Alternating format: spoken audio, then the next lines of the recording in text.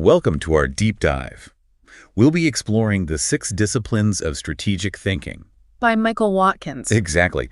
You're obviously here because you're looking for a framework to up your decision-making in this crazy world we live in. Well, you've picked the right book. We've got excerpts from the foreword and a couple of chapters. So we'll be honing in on a few key things. First up.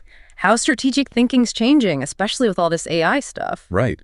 Then we'll check out a real-world CEO using these ideas to totally revamp a whole healthcare system. And last but not least, we'll take a deep dive into 2 of the 6 disciplines. Pattern recognition and systems analysis. The book really pushes this idea that strategic thinking isn't just a nice-to-have skill anymore. Definitely. It's like essential, you know. In today's world, it might be the most important skill to navigate all the challenges out there. And grab the opportunities. Exactly. And right off the bat, the foreword tackles the big question. AI. Will it make us, strategic thinkers, obsolete? Yeah, lots of people are wondering that. Thankfully, the book says no. But it does shake things up a bit. What are your thoughts? It's interesting. AI doesn't replace strategic thinking. It actually boosts it.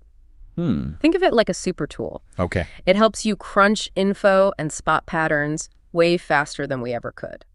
But we're still the ones calling the shots. Exactly. You still need that human judgment to look at the data and make the right decisions. So it's like having a fancy calculator. That's a great analogy. It's super useful, sure, but you still got to know what equations to put in. Right. So AI helps us see those patterns. Yeah. But we have to figure out what they actually mean. Exactly. And the book has this awesome case study about Gene Woods, the CEO who transformed Atrium Health. It's a perfect example of strategic thinking in action. This story's really the heart of the book. Woods takes over Carolina's healthcare system. Which later becomes Atrium Health. Right. And they were already doing well. But that's where strategic thinking comes in. He doesn't just sit back and relax. He sees problems coming before anyone else does. What others miss. So he's not just riding the success wave. He's looking ahead to the next big thing. Totally. What was he seeing that everyone else missed? He saw how healthcare was changing. Okay. Consolidation was happening. Private equity was coming in, shaking things up. And Woods knew that staying put meant you were falling behind. That's a big takeaway for our listeners. Yeah. Are you thinking ahead of the changes in your field? Or are you just reacting to whatever happens? He came up with this next generation network idea. Which was pretty radical at the time. Tight integration, everyone sharing best practices. Economies of scale. He was building the healthcare system of the future. Not just patching up the present. And it wasn't just about the strategy itself. No, he knew that to make this happen, he had to change the whole culture. CHS was known for being top-down. But he knew he needed something more collaborative, more adaptable. For his next generation network to really work. Exactly. Think about your own workplace. Is there anything in the culture that's holding you back? From adapting and innovating. Yeah. It's a pretty inspiring story.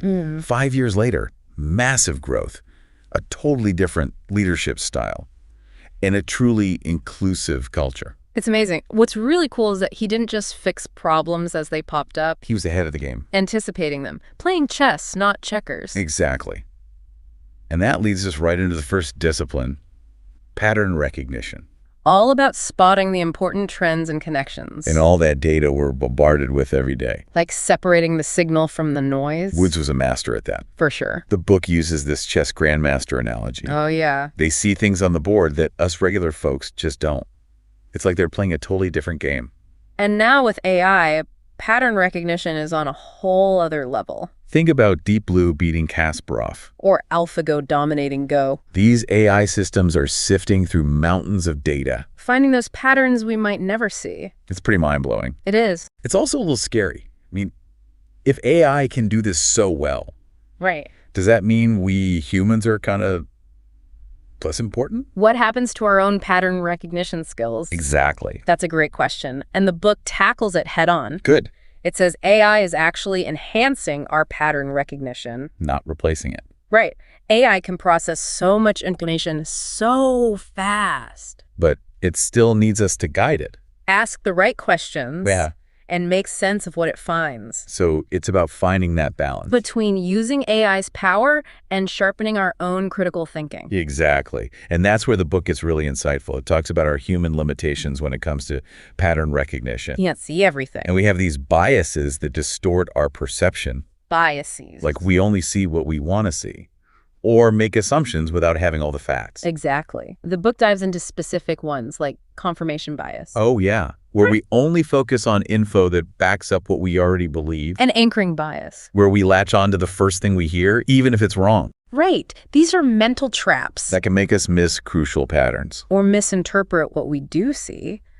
Have you ever made a decision based on gut feeling and it turned out to be a bad call? Oh, yeah. Maybe one of these biases was at play. It's a good point. We have to be aware of these biases. And work to overcome them. For sure. How do we actually do that? How can we get better at this whole pattern recognition thing? The book gets very practical here, offering some real advice. Yeah.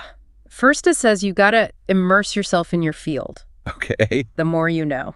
The better you'll spot those important patterns. Think about learning a new language. It's so much easier when you're living in that country, surrounded by it. Makes sense. You're constantly exposed to the little nuances, the patterns. It's about getting that deep familiarity, that intuitive understanding. Got it. The book also says you should look at different information sources. Okay. Not just the same old stuff. So like industry reports, conferences, talking to people outside your usual circle. All that. It helps you broaden your perspective and question your assumptions. And finally, feedback. Especially from people who see things differently than you. It helps you find those blind spots and refine your thinking. It's all about pushing yourself to see things from different angles, to question your assumptions, to be open to new information. The book even quotes Fred Smith, the founder of FedEx. He talked about how important it is to assimilate information from lots of different disciplines. To see opportunities that others miss. That's a powerful idea. It's not just about being an expert in your little niche. It's about connecting the dots. Between things that seem totally unrelated. That's where the real innovation comes from. So, for everyone listening, think about how you're approaching this whole pattern recognition thing. Are you going with your gut too much? Are you stuck in an information rut? Are you actually seeking feedback from people who might disagree with you? These are things you can control. And improve on. Okay, so let's move on to the next discipline. Systems analysis. This one's all about understanding how things connect. Not just looking at the pieces individually. Right. It's a must-have skill. For anyone who wants to make a difference.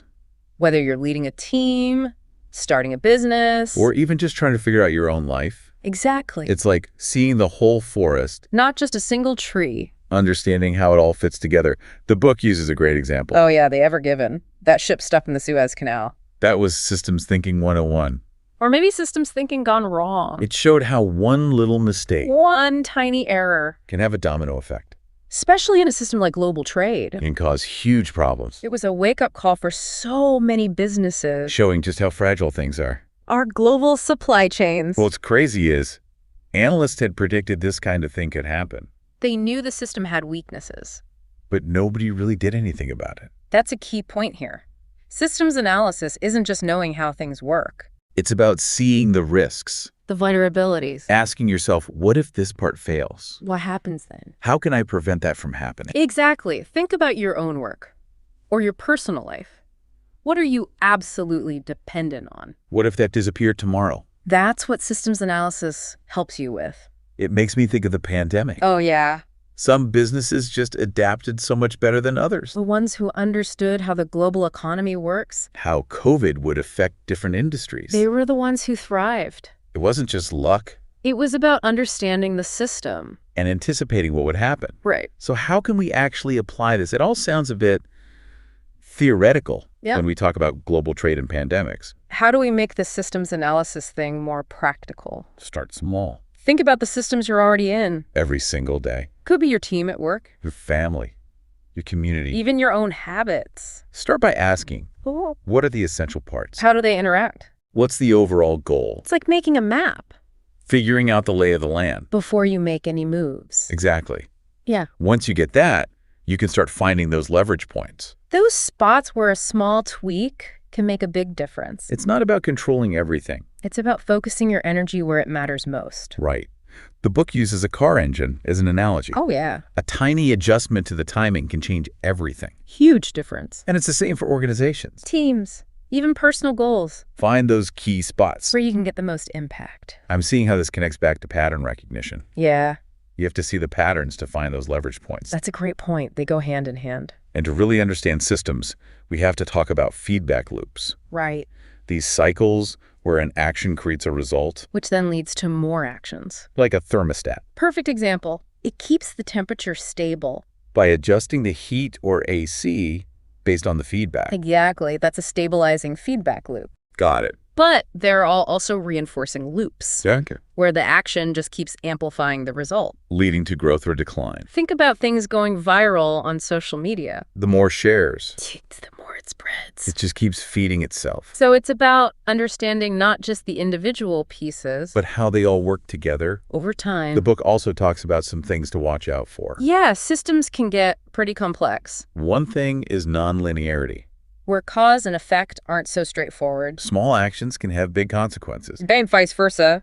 like hitting the gas in a car, A little pressure, you speed up slowly, but slam on the gas, you might lose control. or slamming the brakes too hard. You could skid out. So for a business, a small change, like raising prices a little, Could backfire. big time, And then there are tipping points. where the system suddenly changes. Permanently. Climate change is a classic example, The planet's been slowly warming. but at some point, there's no going back.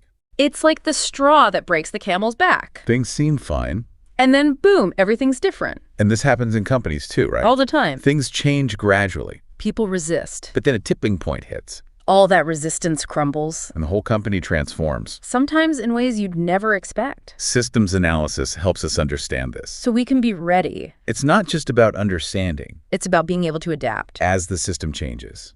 The book gives this framework for creating organizations that can adapt. It talks about 4 subsystems. Threat detection, crisis response, learning from experience, and opportunity recognition. It's like a cycle of constant improvement, You're always looking for threats, responding to crises, learning from your mistakes. and finding new opportunities. It's very proactive. Dynamic, And the key is making sure these subsystems work together. seamlessly. They got to be aligned to create a truly adaptable company. Okay, so for everyone listening, here's the main point. Start by mapping out the systems you're in.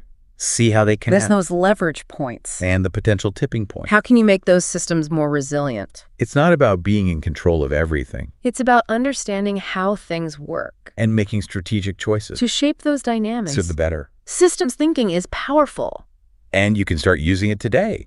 no matter what you do. It's amazing how all these disciplines are connected. Pattern recognition helps you see those trends. Right. Systems analysis, you see how things fit together. And then you got to be flexible. Adapt as things change. The next one, visioning. That's where it gets really interesting. It is. Taking all those insights Yeah. and turning them into a clear vision for the future. Visioning is so powerful for leaders. Why is that? It creates this shared sense of purpose, Okay, direction. like setting your destination. If you don't have a clear vision, You can get lost pretty easily. or end up somewhere you didn't want to be. The book quotes Troy Taylor. A former exec at Johnson & Johnson. He said, visioning helps everyone understand 3 key things. Where you want to go, How to get there. and what it'll be like when you arrive. It's like painting a picture So vivid that everyone can see themselves in it. and feel inspired to make it happen. It's not just setting goals. It's creating a shared purpose. That motivates everyone. And in today's world, where everything's changing so fast, Having that direction is more important than ever. it's the difference between reacting to things. And shaping your own future. Exactly. The book says a strong vision needs to strike a balance. Between ambition and being realistic. It's got to be something you aspire to, something that pushes you. But it also has to be grounded. Something people actually believe is possible. It's that sweet spot between dreaming big and having a plan.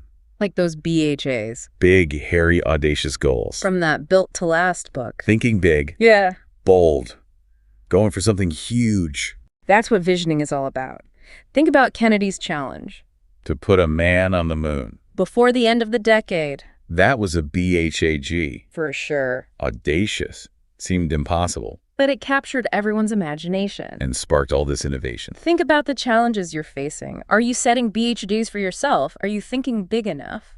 It's a reminder that we can do so much more than we think we can. But it's not just about having the vision. You got to communicate it In a way that inspires people. to join you. The book talks about powerful simplification. When you're communicating your vision, It's about making complex things simple. clear, concise, memorable, So everyone understands. and gets on board. Yeah, It's like finding the heart of your vision. that core message. And stories are such a powerful way to do that. Everyone loves a good story. A well-told story brings your vision to life. Way better than data or bullet points. Stories connect with us emotionally. They make ideas stick. The book talks about using metaphors and analogies Finding the right images and words.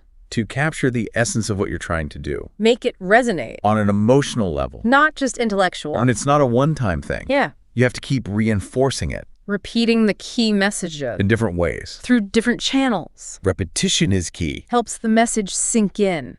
Become part of the culture. But ultimately, actions matter more than words.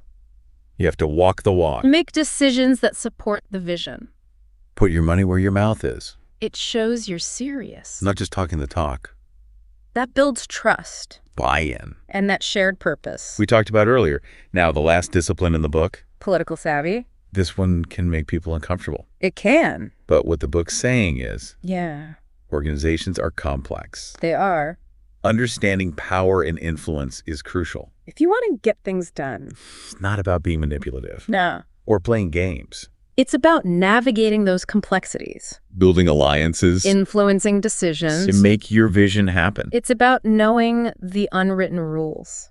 So you can play the game strategically. The book has this case study. Okay. An executive at Van Horn Foods. What happened? She had to figure out how marketing decisions were made. In the EMEA region. Seems simple enough. But it wasn't. She found herself in a political mess. Competing interests, power struggles, hidden agendas. All that stuff. It's like doing recon before a battle. You gotta know the terrain. Your allies. Your threats. And then you plan your attack. Your influence strategy. The book gives you a bunch of tools for that. From consulting and framing. To more assertive tactics. Social pressure.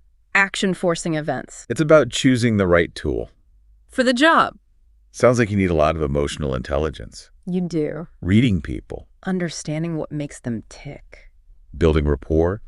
Empathy. Finding common ground. The book even has this exercise. The perceptual positions exercise. Tell me more. You shift your perspective Okay. between three positions. Okay. Your own view, the other person's view. And a neutral view. It's like walking in someone else's shoes.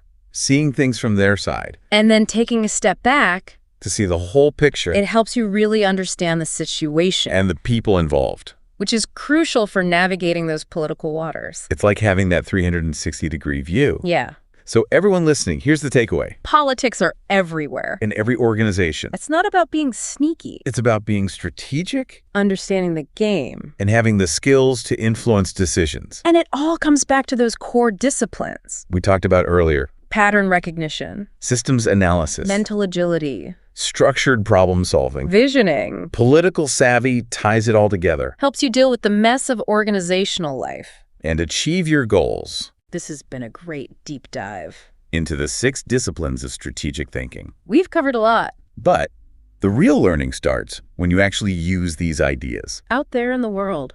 Remember, strategic thinking is a skill. And like any skill, it takes practice. The book talks about 3 things.